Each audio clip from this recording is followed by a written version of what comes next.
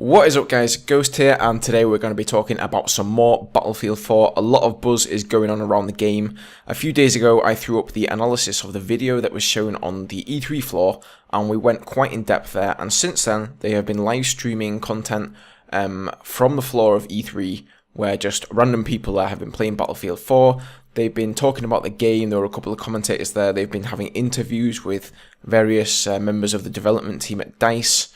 And it's been overall pretty entertaining, and we've gleaned a lot of new information about features and new things that are going to be coming to the game. And that's what we're going to talk about today. I'm sure you've seen a lot of other YouTubers putting these sorts of videos up, and whether it was YouTubers or just other members of the community on forums, a lot of information has been compiled about the actual game and about what is new and what is being changed.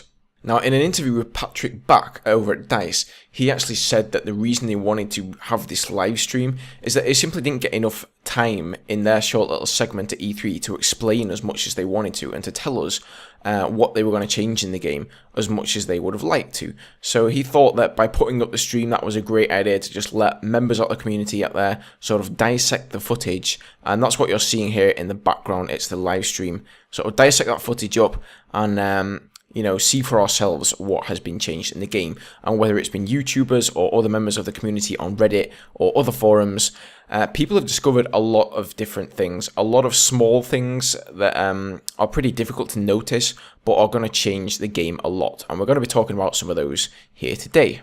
So one of the first things I've heard is, I think it was with an interview with one of the guys over at DICE. They were saying they've been making some changes to the netcode, and that is one of the biggest things that people have complained about in Battlefield 3, that annoying netcode. You go around a corner and you've made it round the corner, but bullets that were fired at you before sort of somehow catch up to you, and whether it's client-side lag or server-side lag, you feel as though you got shot when you were behind cover and you shouldn't have been hit. And that is definitely annoying, especially in a game like Battlefield, where it has a huge learning curve. It's very competitive, and to be honest, that's the reason why I have Battlefield 3 and StarCraft 2 on my channel, is those are the games I enjoy the most. The ones that have a really huge learning curve. Nobody's going to jump in that game and own your ass on a fluke if they've never played it before. So to have annoying things like that, little bugs in the netcode, when you're trying to get good at such a competitive game, it's really quite annoying. So it's a big relief to hear that they've been making a few changes to that, and they're going to do everything they can to improve it. Another big change is to ammo. Previously, if you reloaded your gun, you would not lose the remaining rounds that were left in the magazine, which is of course completely unrealistic. Now, however, if you say have 30 rounds in a clip, you shoot 15, and then you reload, you will lose those 15 rounds that were left in the magazine, and it will take a whole new clip and put it in your gun. So you're really going to have to be careful conserving ammo, and this is going to make a big change as to when people reload.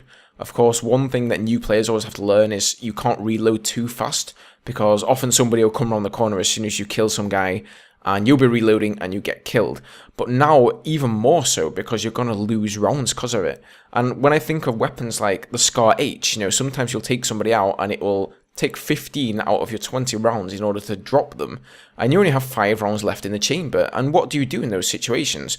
Do you just risk having only 5 rounds in the chamber, which is probably not enough to take down a target, at least not at medium to long range? Or do you just reload and sort of sacrifice those 5 rounds? It's also going to make the role of a support class much more important. If it wasn't already important enough, people are going to be seeking out those ammo packs more than ever.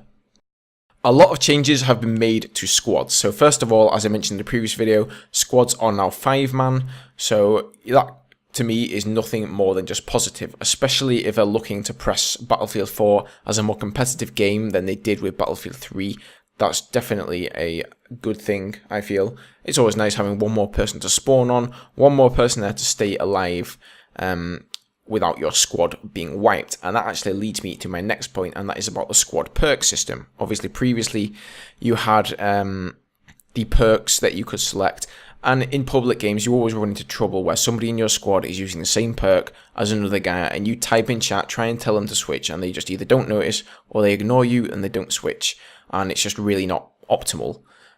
Now, you're going to have a sort of bar that charges up. And as far as I understand it, as you accomplish objectives as a squad, you capture flags, you throw down med kits and ammo crates and things like that for your squad, and basically just work together, you will gain, well, I suppose it's some sort of experience points or whatever on this bar. At least the bar will charge up, and the more it charges up, the more perks you get. However, as far as I know, if your squad entirely wipes, so all 5 members of your squad wipe, all of your perks go back to 0. So that is going to make the core mechanic there of actually keeping a member of your squad alive so that people can spawn on him more integral than ever. Obviously, it was definitely a good thing to do before. If you have one person alive in your squad, the rest of the guys can spawn there instead of having to spawn at another objective marker or at your deployment, and you can continue pushing whatever objective you were at. So now it's more important than ever for each member of the squad to try and stay alive and let the other guys spawn in him, because you really don't want to lose all those perks. You're going to be keeping those perks collectively as a squad, so you know you're all going to be on the same level of perks, and if you lose the perks, you'll lose them together, and if you gain the perks, then you will gain them together. Suppression is another big thing they're changing. So they're making this pretty much just centered on LMGs. And when Battlefield 3 came out, I kind of understood it, that the idea of suppression was, you know, to do with LMGs on the support class. And then when I actually got into the game, I realized that it actually affected every weapon and every class. Now they're making it more focused, so it's basically going to be a support specific thing, and as far as I know, it's only going to be really with LMGs. And the actual effect of the suppression is reduced a lot. Obviously, there's no figures or numbers that anyone can really show for it. You're just going to have to take a look at a live stream yourselves, and you'll see, you know, what that's all about. And I'll actually link it down below. You can go to battlefield.com, or you can go to twitch.tv, and they're rebroadcasting the live stream. The live stream is actually finished by now, but they are doing a rebroadcast which is running 24/7. So if you guys want to go check that out, then feel free. Water has seen some really big changes. So we saw in the trailer that boats are going to heavily feature in Battlefield 4 much more prominently than they did in Battlefield 3. But now we've seen that you can actually sprint in water. So that is going to drastically reduce the amount of time it's going to take you to get along the water. On top of that, you can dive under the water. And instantly, I thought of maps such as No Shore Canals, where there are these ladders that you can sort of climb up to get out of the water and get up on the land. And they're really designed to give us, as players, different flanking routes. But it's really annoying to be in the water because you move slow as hell. If somebody finds you, you have no way of defending yourself, and you're just going to die like a fish in the water, pun intended. Now you can actually take out your sidearm and use that in the water, as we saw one of the guys in the live stream doing. So although it's not your primary, you at least have some way of defending yourself. On top of that, you can dive under the water to avoid being seen, and that is really, really cool. I'm not sure if you can actually sprint while being underwater, or for how long you can stay underwater, whether there's some sort of a breath mechanic or not. But either way, it's going to allow you to really sneak up, you know, on an enemy position, sort of dive under the water, up to a ladder, sneak up that ladder, and you might be able to get some really nice flanking routes. Now, I also wanted to talk a little bit more about Levolution. Now, this was obviously something we saw on the E3 floor on Monday night, with the whole skyscraper falling down, and then we could see just at the end that the sea flag was still visible and was now on top of the rubble. But since we've seen people on the live stream, a lot more things have started to become apparent with Levolution. And it is obviously, as the name dictates, the evolution of the level itself. So there are other things that people have found just within this one level. There are bollards that can be raised and lowered to allow vehicles to get through there. There are metal detectors in certain areas that will set off alarms for guys within buildings, and they are going to be able to hear when people enter.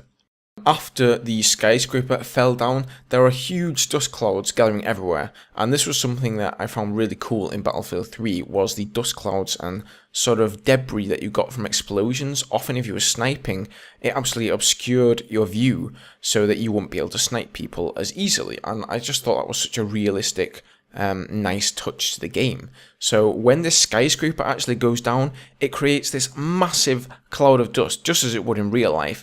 And, you know, you can't see anyone. If you're sniping, you're going to have difficulties. If you're in a helicopter and you're trying to spot people, you're going to have difficulties. and you know, really just the different levels that they're going to make the map go through, sort of how it's going to evolve is really appealing to me. You know, like I saw him taking out the bridge with that tank. Obviously that's like a scripted event, and that is something that people are going to know about. They're going to know, oh, don't go on this particular piece of road because this pillar can get taken out. You know, it's not just like, I don't think there's going to be random pillars around everywhere, but it is nice that the level is going to evolve. Sort of the more destruction and the longer the round goes on, you're going to essentially be playing on a different map, and the flanking routes are going to change. Where you can sort of hide behind cover, that's going to change, and I think it's going to be really interesting to see what they bring in the other maps, because, you know, just think, this is just one map with a handful of examples of Levolution. I mean, I'm really looking forward to see what they're going to do with the other maps. I think it's going to be absolutely epic.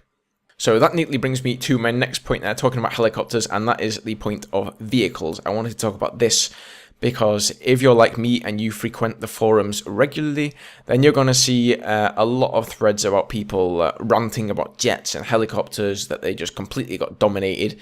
And, you know, it is kind of true. If a couple of guys get in the heli who are really good, they can completely dominate your team. And the same goes for jets.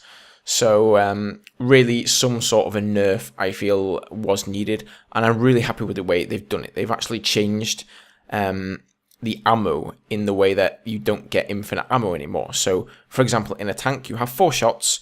You can fire those shots off in relatively the same sort of space of time that you can in Battlefield 3 currently.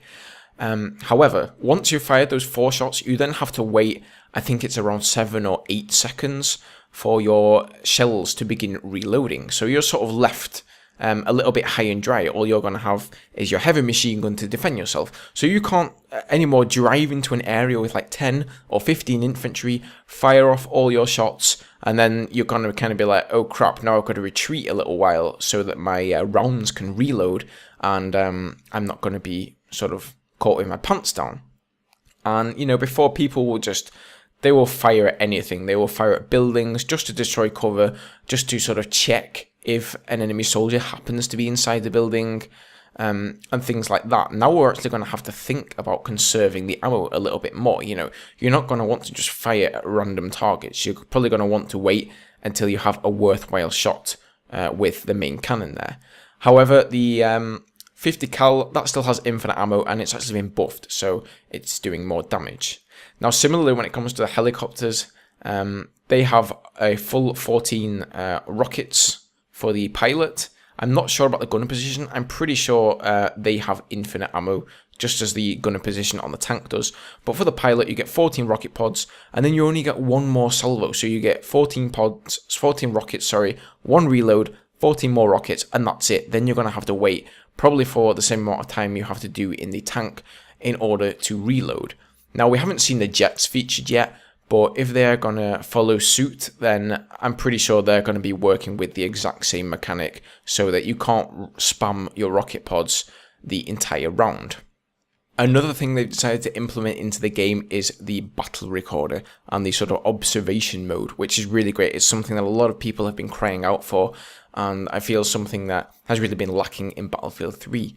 And it's been really sad because I feel like Battlefield 3 could be such a great competitive game. I mean, Black Ops 2 has become a competitive game, but there really is no number one competitive shooter out there. I mean, when I think of competitive RTSs, you've got StarCraft 2, League of Legends, everyone knows about them, and they're just at the top of their game when it comes to observing and people being able to cast games. And I feel like Battlefield really has the potential to do well, so I'm so glad that they've implemented this battle recorder. It's going to be a good thing for YouTubers, it's going to be a good thing for anyone who wants to cast games. So yeah, definitely hats off to DICE with that one. They've definitely listened to the community. Alright guys, now I also wanted to go on to talk about kits, but this video has ended up being so long, I think I'm going to save that for another video because there is a lot to talk about, you know, the different kits, the classes, what they've changed there, so I think we'll leave that for now. But thanks very much for watching. I hope you enjoyed this one. Definitely leave your comments down below if I missed any points. Do you think these are good changes? Are they bad changes? Personally, I'm pretty happy with how things turned out. I feel like DICE really listened to the community. They've been paying attention to the forums and to what people were complaining about, and they've really reacted in the best possible way with these changes. So let me know down below, do you agree with my point, or do you think some of these changes are bad? Do you like the direction they're taking the new game in? And yeah, that's about it, guys. So I'll see you in the next video, where we're going to be talking about the different kits, different weapons that are available, and things like that. If you can hit the thumbs up button down below if you enjoyed the video, that would be great. And I will see you soon. Cheers.